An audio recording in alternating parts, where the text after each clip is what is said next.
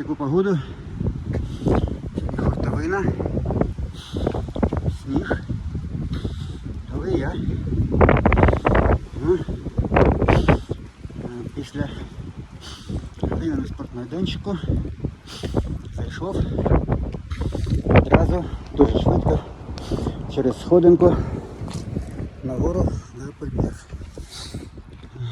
Після, якщо буде ще наснага, все нормально, ще годинку в басейні.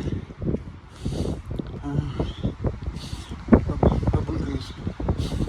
Я зазвичай кілька разів 25-метровий басейн, дважди туди і обратно під водою пропливаю. Ось так, отак, все так. Я заробляю собі щодня життя.